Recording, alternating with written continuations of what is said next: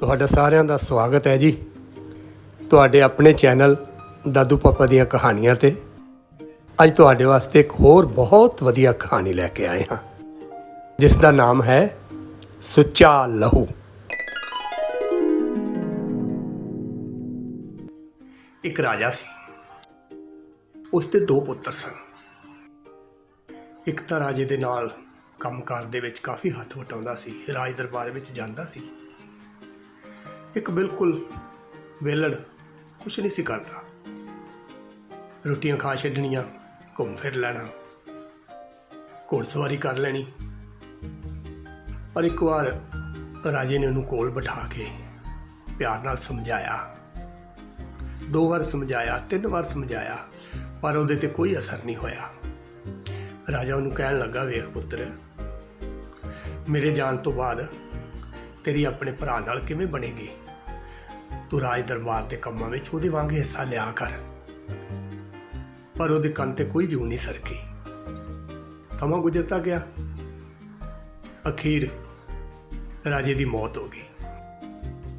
ਰਾਜੇ ਦੀ ਮੌਤ ਹੋਣ ਤੋਂ ਬਾਅਦ ਵੱਡੇ ਰਾਜਕੁਮਾਰ ਨੇ ਸਾਰਾ ਰਾਜ ਭਾਗ ਸਾਂਭ ਲਿਆ, ਪਰ ਨਿੱਕੇ ਨੂੰ ਕੋਈ ਪਰਵਾਹ ਨਹੀਂ। ਵੱਡੇ ਨੂੰ ਬਹੁਤ ਗੁੱਸਾ ਆਉਣਾ ਉਹਦੇ ਉੱਤੇ, ਇਹ ਮੇਰੇ ਨਾਲ ਕਿਉਂ ਨਹੀਂ ਜਾਂਦਾ, ਮੇਰੇ ਨਾਲ ਕੰਮਕਾਰ 'ਚ ਹੱਥ ਕਿਉਂ ਨਹੀਂ ਵਟਾਉਂਦਾ। ਪਰ ਉਹਨੂੰ ਕੋਈ ਪਰਵਾਹ ਨਹੀਂ। 2-4 ਵਾਰ ਉਹਨੇ ਸਮਝਾਇਆ, ਨਹੀਂ ਸਮਝਿਆ। ਫਿਰ ਇੱਕ ਵਾਰ ਉਹਨੂੰ ਬਿਠਾ ਕੇ ਕਹਿਣ ਲੱਗਾ ਵੀ ਵੇਖ, ਇਸ ਤਰ੍ਹਾਂ ਆਪਣਾ ਗੁਜ਼ਾਰਾ ਨਹੀਂ ਹੋਣਾ। ਜਾਂ ਤੇ ਮੇਰੇ ਨਾਲ ਬਰਾਬਰ ਦਾ ਕੰਮ ਕਰ, ਤੇ ਜਾਂ ਜੋ ਕੁਛ ਲੈਣਾ ਹੀ ਲੈ ਲਾ, ਤੇ ਜਿੱਥੇ ਤੇਰਾ ਦਿਲ ਕਰਦਾ ਚਲੇ ਜਾ। ਉਹ ਹੱਸ ਕੇ ਕਹਿਣ ਲੱਗਾ, ਛੋਟਾ ਰਾਜਕੁਮਾਰ, ਮੈਂ ਕੁਛ ਨਹੀਂ ਲੈਣਾ, ਪਰ ਮੈਂ ਚਲੇ ਜਾਣਾ। ਫਿਰ ਵੀ ਵੱਡੇ ਨੇ ਕੀ ਕੀਤਾ, ਉਹਨੂੰ 2 ਘੋੜੇ ਦਿੱਤੇ, 2 ਤਲਵਾਰਾਂ ਦਿੱਤੀਆਂ, ਤੇ ਇੱਕ ਘੋੜੇ ਦੇ ਉੱਤੇ ਹੀਰੇ, ਸੋਨੇ ਚਾਂਦੀ ਦੇ ਸਿੱਕੇ, ਜਵਾਹਰਾਤ ਖੂਬ ਲੱਦ ਦਿੱਤੇ ਕਿ ਜਾ, ਜਿੱਥੇ ਤੇਰਾ ਦਿਲ ਕਰਦਾ ਚਲੇ ਜਾ। ਘੋੜੇ ਲੈ ਲੈ, ਤੁਰ ਪਿਆ। ਹੁਣ ਸੋਚਦਾ ਕਿ ਕਿੱਥੇ ਜਾਵਾਂ। ਇੱਕ ਰਾਜਾ ਸੀ ਜਿਹੜਾ ਉਹਦਾ ਦੋਸਤ ਸੀ। ਸੋਚਦਾ ਵੀ ਚਲੋ ਉਹਦੇ ਕੋਲ ਜਾਂਦੇ ਹਾਂ। ਤੁਰ ਪਿਆ, ਤੁਰਿਆ ਗਿਆ, ਤੁਰਿਆ ਗਿਆ, ਤੁਰਿਆ ਗਿਆ। ਜੰਗਲ ਦਾ ਰਸਤਾ ਆ ਗਿਆ। ਜੰਗਲ ਦੇ ਵਿੱਚ ਜਾ ਰਿਹਾ ਹੈ ਤੇ ਵੇਖਦਾ ਕਿ ਇੱਕ ਬੜਾ ਜਵਾਨ, ਬਹੁਤ ਤਕੜਾ ਬੰਦਾ ਆ। ਉਹਦੇ ਹੱਥ ਬੰਨੇ ਹੋਏ, ਪੈਰ ਬੰਨੇ ਹੋਏ। 4 ਬੰਦੇ ਉਸ ਨੂੰ ਫਾਂਸੀ ਦੇਣ ਲੱਗੇ ਆ। ਉਹਨਾਂ ਦੇ ਕੋਲ ਗਿਆ, ਕਹਿੰਦਾ ਰੁਕ ਜਾਓ। ਉਹ ਰੁਕ ਗਏ ਵੀ ਇਹ ਤਾਂ ਕੋਈ ਰਾਜਕੁਮਾਰ ਹੈ। ਕਹਿੰਦੇ ਦੱਸੋ। ਕਹਿੰਦਾ ਵੀ ਇਸ ਨੂੰ ਫਾਂਸੀ ਕਿਉਂ ਦੇਣ ਲੱਗੇ ਹੋ? ਕਹਿੰਦੇ ਵੀ ਇਹਨੇ ਗੁਨਾਹ ਹੀ ਬਹੁਤ ਕੀਤੇ ਆ, ਬਹੁਤ ਚੋਰੀਆਂ ਕੀਤੀਆਂ, ਬਹੁਤ ਡਾਕੇ ਮਾਰੇ ਨੇ, ਕਤਲ ਕੀਤੇ ਨੇ। ਕਹਿੰਦਾ ਕਿ ਜੇ ਮੈਂ ਤੁਹਾਨੂੰ ਇਹਦੇ ਨਾਲ ਤੋਲ ਕੇ ਪੈਸਾ ਦੇ ਦਿਆਂ ਤਾਂ ਇਹਨੂੰ ਛੱਡ ਦਿਓਗੇ? ਉਹਨਾਂ 4 ਨੇ ਇੱਕ ਦੂਜੇ ਵੱਲ ਵੇਖਿਆ, ਨਜ਼ਰਾਂ ਮਿਲਾਈਆਂ। ਉਹਨਾਂ 4 ਨੂੰ ਇੱਕ ਦੂਜੇ ਤੋਂ ਹਾਂ ਦਾ ਹੁੰਗਾਰਾ ਮਿਲਿਆ। ਕਹਿਣ ਲੱਗੇ, ਹਾਂ ਅਸੀਂ ਛੱਡ ਦਿਆਂਗੇ। ਕਹਿੰਦਾ ਠੀਕ ਹੈ। ਉਹਨੇ ਉਹਦੇ ਬਰਾਬਰ ਉਹਨਾਂ ਨੂੰ ਪੈਸਾ ਦੇ ਦਿੱਤਾ ਤੇ ਉਹਨੂੰ ਕਹਿੰਦਾ, ਜਾ ਭਾਈ, ਸੁੱਖ ਦੀ ਜ਼ਿੰਦਗੀ ਜੀ, ਅੱਗੇ ਤੋਂ ਮਾੜਾ ਕੰਮ ਕੋਈ ਨਾ ਕਰੀ। ਉਹ ਦੌੜ ਗਿਆ, ਦੌੜਿਆ ਆਪਣੇ ਘਰ ਗਿਆ। ਉਹਦੇ ਘਰ ਵਾਲੇ ਬੜੇ ਹੈਰਾਨ ਹੋਏ। ਉਹ ਕਹਿਣ ਲੱਗੇ, ਤੈਨੂੰ ਤਾਂ ਅੱਜ ਫਾਂਸੀ ਹੋਣੀ ਸੀ, ਤੂੰ ਦੌੜ ਕੇ ਆਇਆ? ਕਹਿਣ ਲੱਗਾ, ਨਹੀਂ, ਮੈਨੂੰ ਫਾਂਸੀ ਦੇਣ ਲੱਗੇ ਸੀ। ਇੱਕ ਭਲਾ ਪੁਰਸ਼ ਆਇਆ ਕੋਈ, ਉਹਨੇ ਮੇਰੇ ਬਰਾਬਰ ਪੈਸੇ ਦੇ ਦਿੱਤੇ ਉਹਨਾਂ ਨੂੰ, ਤੇ ਮੈਨੂੰ ਛੁਡਾ ਦਿੱਤਾ। ਤੇ ਮੈਨੂੰ ਕਹਿਣ ਲੱਗਾ, ਜਾ, ਅੱਜ ਤੋਂ ਮਾੜਾ ਕੰਮ ਕੋਈ ਨਾ ਕਰੀ। ਉਹਦੇ ਘਰ ਵਾਲੇ ਕਹਿਣ ਲੱਗੇ, ਮੂਰਖਾ, ਤੇਰੀ ਤੇ ਜ਼ਿੰਦਗੀ ਉਹਦੀ ਹੈ, ਤੇਰਾ ਤੇ ਜੀਵਨ ਹੀ ਉਸਦਾ ਹੈ। ਉਹ ਜਿੰਨੇ ਤੇਰੀ ਜਾਨ ਬਚਾਈ ਹੈ, ਜਾ, ਉਹ 5 ਸਾਲ 10 ਸਾਲ ਉਹਦੀ ਸੇਵਾ ਕਰ। ਉਹਦੇ ਵੀ ਦਿਮਾਗ 'ਚ ਗੱਲ ਬੈਠ ਗਈ। ਦੌੜਿਆ, ਫਿਰ ਦੌੜਿਆ ਜਾ ਰਿਹਾ। ਉਹ ਕਾਫੀ ਨਿਕਲ ਚੁੱਕਾ ਸੀ। ਅੱਗੇ ਉਹਦੇ ਕੋਲ ਘੋੜੇ ਸਨ। ਆਵਾਜ਼ਾਂ ਮਾਰਦਾ, ਪਿੱਛੋਂ ਆਵਾਜ਼ਾਂ ਮਾਰ ਰਿਹਾ। ਉਹਨੇ ਜਦ ਪਿੱਛੇ ਵੇਖਿਆ, ਕਹਿੰਦਾ, ਓਹੋ, ਸਿਆਣੇ ਠੀਕ ਹੀ ਕਹਿੰਦੇ ਆ ਕਿ ਸੱਪਾਂ ਦੇ ਪੁੱਤ ਮਿੱਤਰ ਨਹੀਂ ਬਣਦੇ, ਭਾਵੇਂ ਲੱਖਾਂ ਮਣ ਦੁੱਧ ਪਿਆ ਦੀਏ। ਚਲੋ ਕਹਿੰਦਾ ਕੋਈ ਨਹੀਂ, ਆਉਣ ਦਿਓ। ਤਲਵਾਰ ਖਿੱਚ ਲਈ ਉਹਨੇ। ਜਦੋਂ ਕੋਲ ਆਇਆ ਤੇ ਹੱਥ ਜੋੜ ਕੇ ਕਹਿਣ ਲੱਗਾ, ਮਹਾਰਾਜ ਮੈਨੂੰ ਗਲਤ ਨਾ ਸਮਝੋ, ਮੈਂ ਤਾਂ ਤੁਹਾਡੀ ਸੇਵਾ 'ਚ ਹਾਜ਼ਰ ਹੋਇਆ। ਮੈਂ ਆਪਣੇ ਘਰ ਗਿਆ ਸੀ, ਮੈਂ ਸਾਰੀ ਗੱਲ ਘਰਦਿਆਂ ਨੂੰ ਦੱਸੀ। ਮੇਰੇ ਘਰ ਵਾਲੇ ਕਹਿਣ ਲੱਗੇ, ਉਹ ਜਿੰਨੇ ਤੇਰੀ ਜਾਨ ਬਚਾਈ ਹੈ, ਕੋਈ 5-7 ਸਾਲ ਉਹਦੀ ਸੇਵਾ ਕਰ ਜਾ ਕੇ। ਕਹਿੰਦਾ ਵੇਖ ਲਾ, ਗੱਲ ਪੱਕੀ ਹੈ, ਮਨ ਸਾਫ਼ ਹੈ? ਕਹਿੰਦਾ ਹਾਂ ਜੀ ਮਹਾਰਾਜ, ਬਿਲਕੁਲ ਮੇਰਾ ਮਨ ਸਾਫ਼ ਹੈ। ਰਾਜਕੁਮਾਰ ਕਹਿਣ ਲੱਗਾ, ਨਾਲ ਦਾ ਘੋੜਾ ਲੈ ਲਾ, ਚੜ ਜਾ ਇਹਦੇ ਤੇ। ਤੁਰ ਪਏ ਦੋਵੇਂ। ਰਾਜਕੁਮਾਰ ਕਹਿਣ ਲੱਗਾ, ਤੇਰਾ ਨਾਂ ਕੀ ਹੈ? ਕਹਿੰਦਾ ਜੀ ਮੇਰਾ ਨਾਂ ਹੈ ਦਿਲਬਰ। ਫਿਰ ਉਹ ਰਾਜਕੁਮਾਰ ਨੂੰ ਪੁੱਛਦਾ ਕਿ ਮਹਾਰਾਜ ਤੁਸੀਂ ਕੌਣ ਹੋ? ਤੁਸੀਂ ਮੇਰੀ ਜਾਨ ਬਚਾਈ ਹੈ, ਮੈਨੂੰ ਇਹਨਾਂ ਤੇ ਪਤਾ ਹੋਵੇ ਤੁਸੀਂ ਕੌਣ ਹੋ। ਕਹਿਣ ਲੱਗਾ ਕਿ ਮੈਂ ਫਲਾਣੀ ਬਾਦਸ਼ਾਹੀ ਦਾ ਰਾਜਕੁਮਾਰ ਆ। ਦਿਲਬਰ ਕਹਿਣ ਲੱਗਾ, ਠੀਕ ਹੈ, ਤੁਸੀਂ ਅੱਜ ਤੋਂ ਮੇਰੇ ਵਾਸਤੇ ਮੇਰੇ ਰਾਜਾ ਹੀ ਹੋ ਤੇ ਮੈਂ ਤੁਹਾਨੂੰ ਰਾਜਾ ਜੀ ਕਹਾਂਗਾ। ਮੁਸਕਰਾ ਪਿਆ ਰਾਜਕੁਮਾਰ। ਤੁਰੇ ਜਾ ਰਹੇ ਆ। ਰਾਤ ਹੁੰਦੀ ਜਾ ਰਹੀ ਹੈ। ਜੰਗਲ ਦੇ ਵਿੱਚ ਰਾਤ ਪੈ ਗਈ ਉਹਨਾਂ ਨੂੰ। ਉਹਨਾਂ ਨੇ ਇੱਕ ਬੜਾ ਵਿਸ਼ਾਲ ਦਰਖਤ ਵੇਖ ਕੇ ਉਹਦੇ ਥੱਲੇ ਡੇਰਾ ਕਰ ਲਿਆ, ਕੱਪੜਾ ਵਿਛਾਇਆ। ਦਿਲਬਰ ਕਹਿਣ ਲੱਗਾ ਕਿ ਰਾਜਾ ਜੀ ਤੁਸੀਂ ਸੌਂ ਜਾਓ ਤੇ ਮੈਂ ਪਹਿਰਾ ਦਿਆਂਗਾ। ਰਾਜਾ ਕਹਿਣ ਲੱਗਾ, ਨਹੀਂ, ਅੱਧੀ ਰਾਤ ਮੈਂ ਸੌਵਾਂਗਾ, ਤੂੰ ਪਹਿਰਾ ਦੇਵੀਂ। ਅੱਧੀ ਰਾਤ ਤੂੰ ਸੌਵੀਂ, ਮੈਂ ਪਹਿਰਾ ਦੇਵਾਂਗਾ। ਦਿਲਬਰ ਕਹਿਣ ਲੱਗਾ, ਨਹੀਂ, ਮੇਰੀ ਜ਼ਿੰਦਗੀ, ਮੇਰਾ ਸਰੀਰ ਸਭ ਤੁਹਾਡੀ ਅਮਾਨਤ ਹੈ। ਤੁਸੀਂ ਆਰਾਮ ਨਾਲ ਸਾਰੀ ਰਾਤ ਸੌਂ, ਮੈਂ ਪਹਿਰਾ ਦਿਆਂਗਾ। ਰਾਜਾ ਨਿਸ਼ਚਿੰਤ ਹੋ ਕੇ ਸੌਂ ਗਿਆ। ਰਾਜੇ ਨੂੰ ਨੀਂਦ ਆ ਗਈ। ਰਾਜੇ ਨੂੰ ਪਿਆਸ ਲੱਗੀ। ਰਾਜੇ ਨੇ ਪਾਣੀ ਮੰਗਿਆ। ਕਹਿੰਦਾ, ਪਾਣੀ। ਘਰ ਤਾਂ ਨੌਕਰ ਚਾਕਰ ਪਾਣੀ ਲੈ ਕੇ ਦੌੜ ਆਉਂਦੇ ਸੀ, ਉਹੀ ਆਦਤ ਪਈ ਸੀ। ਹੁਣ ਦਿਲਬਰ ਵੇਖਣ ਲੱਗਾ ਵੀ ਮੈਂ ਪਾਣੀ ਕਿੱਥੋਂ ਲਿਆਵਾਂ ਜੰਗਲ ਦੇ ਵਿੱਚ। ਰਾਜਾ ਇੰਨੀ ਗੱਲ ਕਹਿ ਕੇ ਫੇਰ ਉਹਦੀ ਅੱਖ ਲੱਗ ਗਈ। ਦਿਲਬਰ ਆਸੇ ਪਾਸੇ ਦੌੜਿਆ, ਉੱਧਰ ਜਾ ਉੱਧਰ ਜਾ। ਉਹਨੇ ਵੇਖਿਆ ਕਿ ਇੱਕ ਖੂਹ ਮਿਲ ਗਿਆ ਉਹਨੂੰ। ਉਹਨੇ ਪਾਣੀ ਭਰਨ ਵਾਸਤੇ ਬਰਤਨ ਖੂਹ ਦੇ ਵਿੱਚ ਥੱਲੇ ਕੀਤਾ, ਪਾਣੀ ਥੱਲੇ ਚਲੇ ਗਿਆ। ਉਹਨੇ ਹੋਰ ਥੱਲੇ ਕੀਤਾ, ਪਾਣੀ ਹੋਰ ਥੱਲੇ ਚਲੇ ਗਿਆ। ਉਹਨੂੰ ਥੱਲੇ ਪੌੜੀਆਂ ਨਜ਼ਰ ਆਈਆਂ, ਪੌੜੀਆਂ 'ਚ ਉਤਰ ਗਿਆ। ਥੱਲੇ ਜਾ ਰਿਹਾ, ਵੇਖਦਾ ਕਿ ਇਹ ਪਾਣੀ ਥੱਲੇ ਤੁਰਿਆ ਜਾ ਰਿਹਾ। ਇੱਕ ਬਾਰੀ ਹੈ ਖੂਹ ਦੇ ਵਿੱਚ, ਉਹਦੇ ਵਿੱਚ ਬੜੀ ਖੂਬਸੂਰਤ ਰਾਜਕੁਮਾਰੀ ਬੈਠੀ ਚਰਖਾ ਕੱਤਣ ਡਈ ਹੈ। ਉਹਨੇ ਦਿਲਬਰ ਨੂੰ ਵੇਖਿਆ ਤੇ ਵੇਖ ਕੇ ਖੜਖੜਾ ਕੇ ਹੱਸ ਪਈ। ਹੱਸਣ ਤੋਂ ਬਾਅਦ ਉੱਚੀ ਉੱਚੀ ਰੋਣਾ ਸ਼ੁਰੂ ਕਰ ਦਿੱਤਾ ਨੇ। ਦਿਲਬਰ ਬੜਾ ਹੈਰਾਨ ਹੋਇਆ। ਉਹਨੂੰ ਕਹਿੰਦਾ, ਭੈਣ ਤੂੰ ਪਹਿਲਾਂ ਮੇਰੇ ਵੱਲ ਵੇਖ ਕੇ ਹੱਸ ਪਈ ਹੈ ਤੇ ਫਿਰ ਰੋ ਪਈ ਹੈ, ਕਾਰਨ ਕੀ ਹੈ? ਉਹ ਕਹਿਣ ਲੱਗੀ, ਮੁੱਦਤਾਂ ਗੁਜ਼ਰ ਗਈਆਂ, ਮੈਂ ਕਿਸੇ ਇਨਸਾਨ ਦੇ ਦਰਸ਼ਨ ਨਹੀਂ ਕੀਤੇ। ਅੱਜ ਮੁੱਦਤਾਂ ਬਾਅਦ ਮੈਂ ਕਿਸੇ ਆਦਮੀ ਨੂੰ ਵੇਖਿਆ ਤਾਂ ਮੈਂ ਖਿੜਖੜਾ ਕੇ ਹੱਸੀ ਹਾਂ। ਤੇ ਰੋਈ ਮੈਂ ਇਸ ਕਰਕੇ ਆ ਕਿ ਹੁਣੇ ਦੇ ਨੇ ਆਉਣਾ, ਤੈਨੂੰ ਖਾ ਜਾਣਾ। ਕਹਿੰਦਾ, ਚਿੰਤਾ ਨਾ ਕਰ, ਮੈਨੂੰ ਦੇ ਨਹੀਂ ਖਾਂਦਾ। ਦਿਲਬਰ ਬਹੁਤ ਬਲਵਾਨ ਸੀ, ਤਾਕਤਵਰ ਬਹੁਤ ਸੀ, ਤਲਵਾਰ ਉਹਦੇ ਕੋਲ।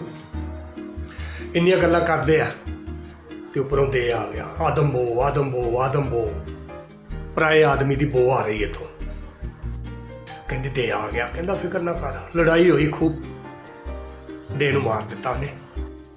ਦੇ ਨੂੰ ਮਾਰ ਕੇ ਤੇ ਉਹਨੂੰ ਕੱਢ ਕੇ ਲੈ ਗਿਆ ਖੂਹ ਦੇ ਵਿੱਚੋਂ, ਜਾ ਕੇ ਬਿਠਾ ਦਿੱਤਾ। ਰਾਜਾ ਸੁੱਤਾ। ਉਹਨੂੰ ਕਹਿਣ ਲੱਗੇ, ਇੱਕ ਪਰਉਪਕਾਰ ਹੋਰ ਕਰ ਮੇਰੇ ਤੇ। ਕਹਿਣ ਲੱਗਾ, ਕੀ? ਕਹਿੰਦੀ, ਥੋੜਾ ਹੋਰ ਥੱਲੇ ਜਾਏਗਾ ਨਾ ਤੇ ਮੇਰੀ ਛੋਟੀ ਭੈਣ ਆ, ਸਾਨੂੰ ਪਤਾ ਨਹੀਂ, ਨਿੱਕੀਆਂ ਹੁੰਦਿਆਂ ਨੂੰ ਕਿਤੇ ਦੇ ਚੁੱਕ ਲਿਆਏ ਆ, ਸਾਨੂੰ ਤੇ ਵੀ ਨਹੀਂ ਪਤਾ ਸੀ ਕਿੱਥੋਂ ਦੀਆਂ। ਕਹਿੰਦਾ, ਕੋਈ ਗੱਲ ਨਹੀਂ। ਫਿਰ ਜਾਂਦਾ, ਥੱਲੇ ਉਤਰਦਾ ਜਾਂਦਾ, ਪਾਣੀ ਥੱਲੇ ਤੁਰਿਆ ਜਾ ਰਿਹਾ। ਦੂਜੀ ਬਾਰੀ ਨਿਕਲੀ, ਉਹਦੇ ਵਿੱਚ ਵੀ ਰਾਜਕੁਮਾਰੀ ਉਸ ਤਰ੍ਹਾਂ ਹੀ ਬੈਠੀ ਚਰਖਾ ਕੱਤਦੀ ਪਈ ਹੈ। ਉਹ ਵੀ ਵੇਖ ਕੇ ਖਿੜਖੜਾ ਕੇ ਹੱਸ ਪਈ, ਬਾਅਦ ਵਿੱਚ ਰੋ ਪਈ। ਉਹਨੇ ਉਹਨੂੰ ਵੀ ਪੁੱਛਿਆ, ਉਹਨੇ ਵੀ ਉਹੀ ਜਵਾਬ ਦਿੱਤਾ पर कहती तू बच नहीं सकता, दे ते अंदर बैठा है। दे ने अंदरों रौला पाना शुरू कर दिता, आदम बो। फिर उत्थे लड़ाई हुई तो उस दे नूं भी मार दिता उन्हें, मार के ते उन्हें भी कढ़ के लै आया। आन के राजे नूं पानी पियाया, राजे नूं पानी दिता तो राजा कहन लगा दिलबरा आ की है? कहंदा राजा जी ये दोवें तुहाडियां राणियां ने। कहंदा पर आईयां कित्थों है? उन्हें सारी कहानी दसी ते राजा कहन लगा दिलबरा इस तरह कर, एक तू रख ला एक मैं रख लेना। कहंदा नहीं जी, मैं इन्हां दोवां नूं भैणां कह दिता, ये मेरियां भैणां ने, तुहाडियां दोवें राणियां ने मेरे वास्ते, तुसीं राजा हो। पानी पीता राजे ने, उन्होंने भी कपड़ा विछा दिता, वो भी सौ गई, राजा भी सौ गया, दिलबर पहरा देन लग गया। जदों उन्होंने अख लग गई, उस दरख्त के उत्ते एक तोता ते मैना बैठे सी। मैना कहती तोते नूं भी इन्हां ने दे मार ते दिते आ, पर दियां ने इन्हां दा खैड़ा नहीं छड्डना। तोता कहता की करनगे? कहन लगी ए जिहड़ा दरख्त है ना, सवेरे लो लगदिया सारी उन्हां दरख्त सुੱਟ देना, इन्हां सारिਆਂ ने मर जाना। तोता कहता बचणगे किवें? कहंदी बचणगे तां जे लो लगण तो पहला पहला इत्थों निकल जाणगे तां। दिलबर सुन रहा सी सब कुछ, कहंदी खैड़ा उन्हां फेर भी नहीं छड्डना। फिर रस्ते दे विच धुप्प लगी होनी, एक चरस्ता आवेगा, ਉਹਦੇ ਵਿੱਚ ਖੁੰਡੀ ਪਈ ਹੋਏਗੀ सोने ਦੀ, हीरे मोतियां नाल जड़ी। राजा उतर के खुंडी फड़ेगा तो सप बन जानी, राजे दे लड़ जानी। दिलबर ने दौड़ के राजे नूं फड़ना, दिलबर नूं लड़ जाना सप, मुड़ के रानियां नूं लड़ जाना, सारे मर जाना। तोता कहंदा फिर बचा किस तरह होगा? कहंदी दिलबर नूं चाहीदा है कि राजे नूं उतर ना दवे ते खुंडी नूं फड़ के ना घुमा के जोर नाल दूर सुੱਟ दवे, वो जांदी सप बन जाएगी ते मुड़ के जे इन्हां वाल आवेगी तो उन्हें चेर नूं इहनूं मारन वास्ते तैयार हो जाणगे। कहंदा फिर, कहंदी खैड़ा उन्हां फिर भी नहीं छड्डना। फिर उन्होंने जिथे जाके जिहड़ी बादशाही च जाना है ना, जिथे भी जाना है, उत्थे जिहड़ी पहली छत्त लंघणगे ना, छत्त दे थल्लेओं दी लंघणगे, वो छत्त डिग पैनी, सारे मर जाना। तोता कहंदा बचा किवें होएगा? कहंदी बचा तां होएगा धागिआं दा जाल बनवा के फुल्लां दी छत्त उत्ते पवा के फिर लंघण। फुल्लां दी छत्त डिग भी पवेगी, किसी नूं सੱਟ थोड़ी लगनी। कहंदी खैड़ा उन्हां फिर भी नहीं छड्डना। फिर एक रात राजे ते राणियां वास्ते, सारिਆਂ वास्ते दुध गर्म हुंदा होना, दुध दे विच सप डिग पैना, वो इन्हां चौहां ने दुध पी लेना, चौहां ने मर जाना। तोता कहंदा फिर बचा किवें होएगा? कहंदी भी जिहड़ा भी साडीआं गल्लां सुणदा वो बचा कर सकदा, जे वो किसी नूं दसेगा तो वह पत्थर दा हो जाएगा। तोता कहंदा फिर वो कदी इंसान नहीं बनेगा। कहंदी क्यों नहीं बनेगा? जदों भी उसनूं कोई सुच्चा लहू लावेगा वो फिर इंसान बन जाएगा। इस तो बाद उन्होंने उन्हों दा खैड़ा छड्ड देना, फिर वो पिछा नहीं करनगे। दिलबर के दिमाग में सब कुछ घूमन लग पिया भी किहड़ा वेला होवे मैं इन्हां नूं उठावां ते इत्थों निकलीए। अजे रात काफ़ी रहिंदी सी। दिलबर ने दवा सारिਆਂ ਨੂੰ उठाया, उठो उठो उठो उठो, कहंदा उठो उठो चलीए चलीए चलीए, छेती करो छेती करो। राजा उठा, राजा कहंदा दिलबरा ये तो रात बड़ी आ, थोड़ी लो लक लैन दे फिर चल चलांगे। कहंदा नहीं नहीं उठिए उठिए, कहंदा ठंडे ठंडे पैंडा नबेड़िए, मुड़ के धुप्प चढ़ जाती है। उठ पे, कहंदे चंगा भी तेरी मर्जी। तुर पे समान समून बन के थोड़ी दूर गए तो कड़ कड़ कड़ कड़ कड़ कड़ कड़ कड़ कड़ कड़ करता ना दरख्त डिग पिया। राजा कहंदा दिलबरा ये की, तेनू पता सी दरख्त डिगना, तू इन्ने सवखते सानू उठाया? कहंदा नहीं महाराज मैनू की पता है, ये तो रब जाने, मैं तो आखिया ठंडे ठंडे पैंडा नबेड़ांगे। राजा कहंदा चलो ठीक है, तुर पे। तुरे गए तुरे गए तुरे गए, धुप्प चढ़ गई। रस्ते दे विच एक चुरस्ता आया, चुरस्ते दे विच खुंडी पई इन्नी सोहनी, सोने दी लिशका मारे, हीरे मोतियां नाल जड़ी। राजा कहंदा दिलबरा वो खुंडी किड्डी वधिया, वो किड्डी सोहनी है, किन्नी प्यारी आ। कहंदा राजा जी घोड़े ते बैठे रहो मैं फड़दा। दिलबर उतरिया, खुंडी फड़ी, पिछले पासे उन्हें पुआ के जोर दे नाल घुमा के सुट्टी, वो जाके डिग्गी ते सप बन गई। सप बन गई ते ਰਾਜੇ ਨੂੰ ਥੋੜਾ ਸ਼ੱਕ ਹੋਣਾ ਸ਼ੁਰੂ ਹੋ ਗਿਆ। ਕਹਿੰਦੇ ਦਿਲਬਰਾ ਇਹ ਕੀ, ਤੈਨੂੰ ਪਤਾ ਸੀ ਇਹ ਸੱਪ ਬਣ ਜਾਣੀ ਆ? ਕਹਿੰਦਾ ਨਹੀਂ ਮਹਾਰਾਜ, ਮੈਨੂੰ ਕੀ ਪਤਾ, ਰੱਬ ਜਾਣੇ। ਮੈਂ ਤਾਂ ਆਖਿਆ ਆਪਣੇ ਕੋਲ ਸੋਨੇ ਹੀਰਾ ਜਵਾਹਰਾਤ ਕਿੰਨੇ, ਕਹਿੰਦਾ ਆਪਣੇ ਕੋਲ ਕੀ ਕਰਨੀ, ਕਹਿੰਦਾ ਆਪਾਂ ਖੁੰਡੀ। ਤੁਰ ਪਏ। ਉਹਦੇ ਦੋਸਤ ਦੀ ਬਾਦਸ਼ਾਹੀ 'ਚ ਪਹੁੰਚ ਗਏ, ਬਾਹਰ ਰੁਕ ਗਏ। ਸੁਨੇਹਾ ਘੱਲਿਆ, ਉਹਨੂੰ ਪਤਾ ਲੱਗਾ ਕਿ ਮੇਰਾ ਦੋਸਤ ਰਾਜਕੁਮਾਰ ਆਇਆ। ਉਹਨੇ ਆਦਮੀ ਭੇਜੇ ਆਪਣੇ ਵੀ ਜਾਓ, ਬੜੇ ਮਾਨ ਸਤਿਕਾਰ ਨਾਲ ਲੈ ਕੇ ਆਓ। ਦਿਲਬਰ ਕਹਿਣ ਲੱਗਾ ਉਹਨਾਂ ਨੂੰ ਵੀ ਨਹੀਂ, ਇਸ ਤਰ੍ਹਾਂ ਨਹੀਂ ਜਾਣਾ, ਪਹਿਲਾਂ ਇੱਥੇ ਸਾਡੇ ਉੱਤੇ ਫੁੱਲਾਂ ਦੀ ਛੱਤ ਪਵਾਓ, ਧਾਗਿਆਂ ਦਾ ਜਾਲ ਬਣਾ ਕੇ, ਫਿਰ ਅਸੀਂ ਜਾਵਾਂਗੇ। ਹੁਕਮ ਕੀਤਾ ਉਹਨਾਂ ਨੇ, ਫਟਾਫਟ ਫੁੱਲਾਂ ਦੀ ਛੱਤ ਪੈ ਗਈ। ਜਦੋਂ ਸਾਰੇ ਥੱਲਿਓਂ ਦੀ ਲੰਘੇ ਤੇ ਸਾਰਾ ਕੁਝ ਉਹਨਾਂ ਦੇ ਉੱਤੇ ਆਣ ਡਿੱਗਾ। ਹੁਣ ਫੁੱਲਾਂ ਦੀ ਛੱਤ ਨਾਲ ਕਿਹੜੀ ਸੱਟ ਲੱਗਣੀ ਸੀ? ਰਾਜੇ ਨੂੰ ਹੁਣ ਯਕੀਨ ਹੋਣਾ ਸ਼ੁਰੂ ਹੋ ਗਿਆ ਕਿ ਇਹਨੂੰ ਸਭ ਕੁਝ ਪਤਾ ਆ। ਕਹਿੰਦਾ ਦਿਲਬਰਾ ਇਹ ਕੀ, ਤੈਨੂੰ ਪਤਾ ਸੀ ਛੱਤ ਡਿੱਗਣੀ ਹੈ? ਕਹਿੰਦਾ ਨਹੀਂ ਮਹਾਰਾਜ, ਮੈਂ ਤਾਂ ਆਖਿਆ ਚਲੋ ਸਵਾਗਤ ਚੰਗਾ ਹੋਏਗਾ ਤੁਹਾਡਾ, ਮੈਂ ਫੁੱਲਾਂ ਦੀ ਛੱਤ ਪਵਾ ਦਿੱਤੀ। ਪਰ ਰਾਜੇ ਦੇ ਦਿਮਾਗ 'ਚ ਸਭ ਕੁਝ ਘੁੰਮਣ ਲੱਗ ਪਿਆ। ਗਏ ਉਹਦੇ ਦਰਬਾਰ ਵਿੱਚ, ਸੇਵਾ ਕੀਤੀ, ਉਹਨੇ ਬੜੇ ਪਿਆਰ ਨਾਲ ਮਿਲਿਆ, ਸਾਰੀ ਆਪਣੀ ਕਹਾਣੀ ਦੱਸੀ। ਉਹ ਕਹਿੰਦਾ ਕੋਈ ਗੱਲ ਨਹੀਂ, ਮੈਂ ਤੁਹਾਨੂੰ ਇੱਕ ਮਹਿਲ ਦੇ ਦਿੰਦਾ, ਤੁਸੀਂ ਉੱਥੇ ਬੜੇ ਆਰਾਮ ਨਾਲ ਰਹੋ। ਉਹਦੇ ਕੋਲ ਰਹਿਣ ਲੱਗ ਪਏ। ਉਹਨੇ ਰਾਜਕੁਮਾਰ ਦਾ ਸੁਭਾਅ ਵੇਖਿਆ, ਬਹੁਤ ਸਾਊ ਲੱਗਾ ਉਹਨੂੰ। ਉਹਨੇ ਉਹਨੂੰ ਆਪਣਾ ਵਜ਼ੀਰ ਬਣਾ ਲਿਆ। ਕਹਿਣ ਲੱਗਾ ਚੱਲ ਆਪਾਂ ਦੋਵੇਂ ਭਰਾ ਰਾਜ ਭਾਗ ਦਾ ਕੰਮ ਇਕੱਠੇ ਕਰਾਂਗੇ। ਚੱਲਦਾ ਰਿਹਾ, ਚੱਲਦਾ ਰਿਹਾ, ਚੱਲਦਾ ਰਿਹਾ। ਉਹ ਇੰਨਾ ਸੁਧਰ ਗਿਆ ਕਿ ਉਹਨੇ ਇੰਨਾ ਵਧੀਆ ਕੰਮ ਕੀਤਾ ਉਹਦੇ ਦਰਬਾਰ 'ਚ, ਉਹਦੇ ਰਾਜ 'ਚ। ਪ੍ਰਜਾ ਇੰਨੀ ਖੁਸ਼ ਉਹਦੇ ਤੋਂ, ਉਸ ਵਜ਼ੀਰ ਤੋਂ, ਵੀ ਕਿਆ ਹੀ ਕਹਿਣ ਦੀਆਂ ਬਾਤਾਂ। ਕੁਝ ਸਮਾਂ ਪਾ ਕੇ ਉਹ ਰਾਜਾ ਪੂਰਾ ਹੋ ਗਿਆ। ਪ੍ਰਜਾ ਨੇ ਉਹਦੇ ਚੰਗੇ ਕੰਮਾਂ ਨੂੰ ਵੇਖਦਿਆਂ ਉਹ ਰਾਜਕੁਮਾਰ ਨੂੰ ਰਾਜਾ ਬਣਾ ਦਿੱਤਾ। ਦਿਲਬਰ ਨੂੰ ਨੇ ਆਪਣਾ ਵਜ਼ੀਰ ਬਣਾ ਲਿਆ। ਹੁਣ ਦਿਲਬਰ ਜਿਹੜਾ, ਉਹ ਦੁੱਧ ਵਾਲੀ ਗੱਲ ਉਹਦੇ ਦਿਮਾਗ 'ਚ ਘੁੰਮਦੀ ਸੀ। ਦੁੱਧ ਦਾ ਮੌਕਾ ਉਹ ਕਿਸੇ ਦੇ ਹੱਥ 'ਚ ਨਹੀਂ ਜਾਣ ਦਿੰਦਾ। ਦੁੱਧ ਉਹ ਆਪ ਗਰਮ ਕਰਦਾ ਸੀ ਰੋਜ਼ ਤੇ ਆਪ ਹੀ ਪਿਆਉਂਦਾ ਸੀ। ਰਾਜੇ ਨੇ ਬੜੀ ਵਾਰ ਕਿਹਾ ਵੀ ਹੋਰ ਨੌਕਰ ਬਥੇਰੇ ਆ, ਨੌਕਰਾਣੀਆਂ ਨੇ। ਕਹਿੰਦਾ ਨਹੀਂ ਜੀ, ਦੁੱਧ ਮੈਂ ਆਪ ਹੀ ਪਿਆਵਾਂਗਾ। ਇੱਕ ਦਿਨ ਹੋਇਆ ਕਿ ਉਹਨੂੰ ਰਾਜ ਦਰਬਾਰ ਦੇ ਕੰਮ ਕਰਕੇ ਕਿਤੇ ਜਾਣਾ ਪੈ ਗਿਆ, ਪਰ ਉਹ ਆਪਣੇ ਟਾਈਮ ਨਾਲ ਆ ਜਾਂਦਾ ਸੀ। ਉਹਦੇ ਨੂੰ ਲੇਟ ਹੋ ਗਿਆ। ਰਾਜੇ ਨੇ ਨੌਕਰਾਣੀਆਂ ਨੂੰ ਕਿਹਾ ਵੀ ਦੁੱਧ ਲਿਆਓ ਗਰਮ ਕਰਕੇ, ਤੇ ਦਿਲਬਰ ਜੋਗਾ ਰਹਿਣ ਦਿਓ, ਉਹ ਆ ਕੇ ਪੀ ਲੇਗਾ। ਉਹਨਾਂ ਦੁੱਧ ਗਰਮ ਕੀਤਾ। ਰਾਜੇ ਨੇ ਨੌਕਰਾਣੀ ਕੋਲ ਪਾਣੀ ਮੰਗਿਆ, ਪਾਣੀ ਲੈ ਕੇ ਆਈ। ਪਿੱਛੋਂ ਦੁੱਧ ਦੇ ਵਿੱਚ ਸੱਪ ਡਿੱਗ ਪਿਆ, ਸੱਪ ਰਿੱਝ ਗਿਆ। ਉਹਨੇ ਦੁੱਧ ਪਾ ਕੇ ਲਿਆਤਾ ਤਿੰਨਾਂ ਵਾਸਤੇ, ਦਿਲਬਰ ਦਾ ਰਹਿਣ ਦਿੱਤਾ ਵਿੱਚੇ ਪਤੀਲੇ ਦੇ। ਉਹਨੇ ਜਦੋਂ ਦਿਲਬਰ ਆ ਗਿਆ, ਉਹ ਦੁੱਧ ਫੜ ਨਹੀਂ ਲੱਗੇ ਸੀ। ਕਹਿੰਦਾ ਦੁੱਧ ਨਹੀਂ ਪੀਣਾ ਕਿਸੇ ਨੇ, ਦੁੱਧ ਨਹੀਂ ਪੀਣਾ, ਦੁੱਧ ਨਹੀਂ ਪੀਣਾ।